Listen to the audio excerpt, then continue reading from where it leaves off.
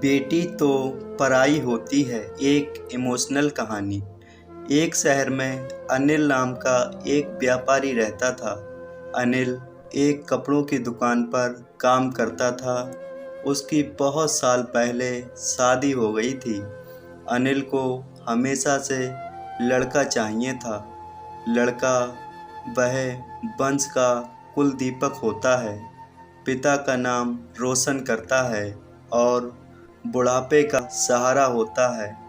पर लड़की शादी करके चली जाती है, ऐसी सोच रखने वाला भी यही बात बताता था। शादी के कुछ साल बाद उसे 2 लड़के हुए। बड़े बेटे का नाम और दूसरे बेटे का नाम किशन रखा। बाद में कुछ सालों बाद उसकी पत्नी का निधन हो गया। उसके बाद उसी ने उन दोनों बेटों का ख्याल रखा। समय बीता और उसके दोनों बेटे अब बड़े हो गए और अब दोनों बेटों नौकरी कर रहे थे। दोनों की शादी भी हो गई। शादी होने के बाद भी वह सब एक साथ ही रहते थे। कुछ साल एक साथ खुशी में बीत गए, लेकिन बाद में दोनों भाई एक दूसरे के साथ झगड़ा करने लगे। दोनों बहुओं में छोटी छोटी बातों पर मतभेद होने लगा। यह सब देखकर अनिल को बहुत बुरा लगता था। अब दोनों ने अलग रहने का निर्णय लिया और वह अलग हो गए। फिर पिताजी का ख्याल कौन रखेगा, ऐसा सवाल खड़ा हुआ। दोनों बेटे एक एक महीना संभालेंगे, ऐसा तय किया गया। अनिल एक बेटे के साथ 1 महीने के लिए रहने लगा, फिर दूसरे बेटे के पास 1 महीना, ऐसा उसका बंटवारा हुआ। पर जैसे जैसे वक्त बीतता गया, वैसे वैसे बहुओं और बेटों में अनिल को लेकर झगड़ा होने लगा। दोनों बेटों के घर में झगड़े का कारण अनिल रहने लगा। यह बात अनिल को अच्छे से समझ आई थी। अब अनिल को पुरानी यादें याद आने लगीं। उसने ज़िंदगी में कितनी बड़ी गलती की थी, ये उसे अब समझ में आ रही थी। पर अब इसका क्या फ़ायदा? आखिर दोनों बेटों ने पिताजी को वृद्धाश्रम भेजने का निर्णय लिया।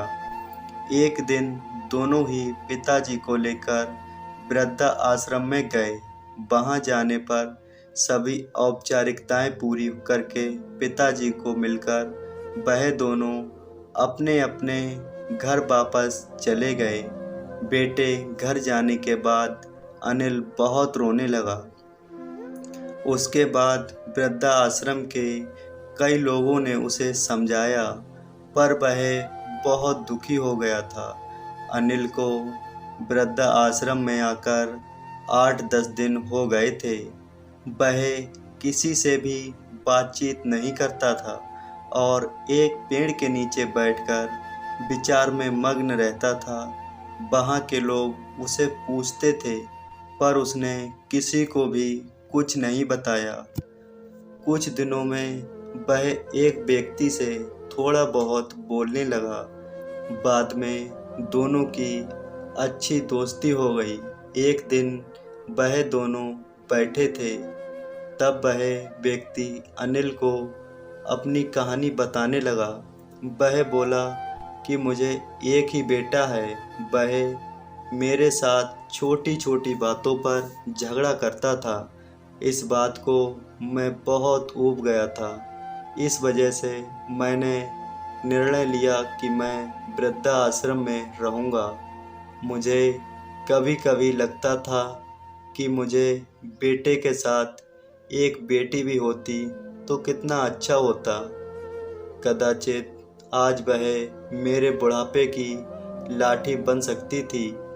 उसका बोलना सुनकर अनिल और ज़्यादा दुखी हो गया और वह बहुत गहरे विचारों में खो गया, क्योंकि अनिल को दुखी अवस्था में देखकर उसके दोस्त ने पूछा, आप क्या सोच रहे हो?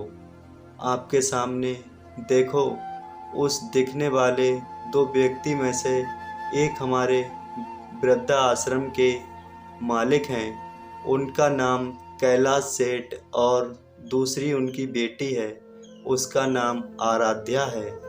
वृद्धा आश्रम का सारा काम उनकी बेटी आराध्या संभालती है।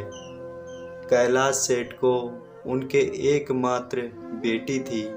बेटी माँ और पिताजी से बहुत ज़्यादा प्यार करती थी। वह उनके बिना एक पल भी रहना पसंद नहीं करती थी। दोस्तों, उतना ही प्यार वह वृद्धा आश्रम के हर एक व्यक्ति से प्यार करती थी। अनिल सिर्फ उसकी तरफ देखते ही रह गया और उसका मन और भी ज़्यादा दुखी होने लगा। रात को होने लगी, हर एक वृद्ध अपने अपने रूम में जाने लगे। अनिल भी उसके रूम में जाता है। रात का खाना जल्दी खाकर सब लोग सो जाते हैं। अनिल को उसका भूतकाल याद आता है। अनिल की शादी होने के बाद उसे पहली बेटी ही हुई थी। उस वक्त उसे बहुत गुस्सा आया था। पत्नी के मना करने के बावजूद भी वह गुस्से में अपनी बेटी को उठाया और दूर जाकर उसे वहाँ छोड़ आया। पर अब पश्चाताप करने के सिवाय और कोई रास्ता भी नहीं था। अनिल को रात भर नींद नहीं आई। दूसरे दिन वृद्ध आश्रम में एक छोटा सा प्रोग्राम था। हर एक जन जल्दी उठता है और अपने अपने काम में लग जाता है। दोपहर को सब लोग हॉल में इकट्ठे हुए और कैलाश सेठ और आराध्या भी आए हुए थे। वहाँ पर प्रोग्राम चालू था। तब कैलाश सेठ का ध्यान 2-3 बार अनिल की तरफ गया। अनिल उनको बहुत उदास बैठा हुआ दिखा। उनको लगता है कि शायद उसकी तबीयत अच्छी नहीं होगी, इसलिए वह इतना उदास बैठा है और प्रोग्राम की तरफ इसलिए उसका कोई भी ध्यान नहीं है। प्रोग्राम ख़त्म होने के बाद वह अनिल से बात करने के लिए उनके पास जाते हैं। वह अनिल को दुखी होने का कारण पूछते हैं। तभी अनिल बहुत रोने लगता है और थोड़ी देर बाद वह अपनी पूरी कहानी उनको बताता है कि मुझे भी पहली बेटी हुई थी, पर मुझे बेटी नहीं चाहिए थी, इसलिए मैं गुस्से में आकर उसे छोड़कर आया। आज जब मैंने आपको आपकी बेटी के साथ देखा तो तभी मुझे समझ आया कि बेटी कितना प्यार करती है। मेरी बेटी भी मेरे साथ होती तो मुझे यहाँ वृद्धा आश्रम में रहना नहीं पड़ता। मेरे दोनों बेटों ने मुझे दुख के सिवा कुछ भी नहीं दिया। मैंने किए हुए पापों की सज़ा आज मैं भुगत रहा हूँ। अनिल की सब बातें सुनकर कैलाश सेठ को मन में बहुत दुख हो रहा था।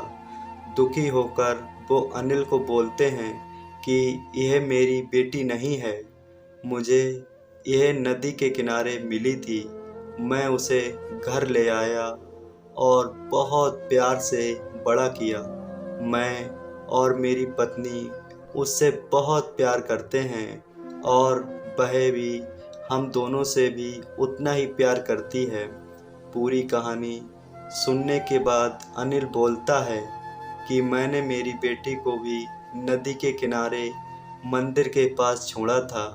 यह सुनकर कैलाश सेठ को थोड़ा गुस्सा आया और एक पिता खुद की बेटी के बारे में ऐसा निर्णय ले सकते हैं, यह सुनकर सेठ को बहुत बुरा लगा। आपने जो भी किया वह बहुत गलत था। आपने मुझे बेटी बोलने का अधिकार खो दिया है। मैं आपकी बेटी होकर भी आप मुझे रास्ते पर छोड़कर चले गए थे और मैं उनकी बेटी न होते हुए भी उन्होंने मुझ पर जान निछावर कर दिया। इसलिए वही मेरे सच्चे पिता हैं। आप इस आश्रम में रह सकते हैं, पर आज आपने उनके सामने जो बोला है वह फिर कभी भी उनके सामने मत बोलिएगा, क्योंकि आज तक मैंने उनको इतना दुखी और इतना परेशान कभी नहीं देखा। इतना बोलकर आराध्या वहाँ से चली गई।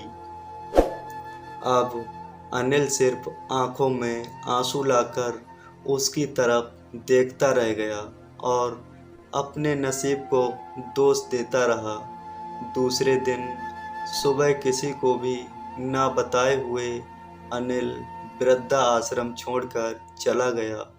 दोस्तों, हमें यह कहानी यही सिखाती है कि एक लड़की तो बाप को रोटी दे सकती है, लेकिन लड़का रोटी नहीं देता है। हमें कभी भी लड़का और लड़की में भेदभाव नहीं करना चाहिए। एक लड़की जो अपने पिता के लिए कर सकती है, बेटा कभी भी नहीं कर सकता है। दोस्तों, यह कहानी आपको कैसी लगी हमें कमेंट करके ज़रूर बताएं। ऐसी ही और वीडियो देखने के लिए हमारे चैनल को ज़रूर सब्सक्राइब करें।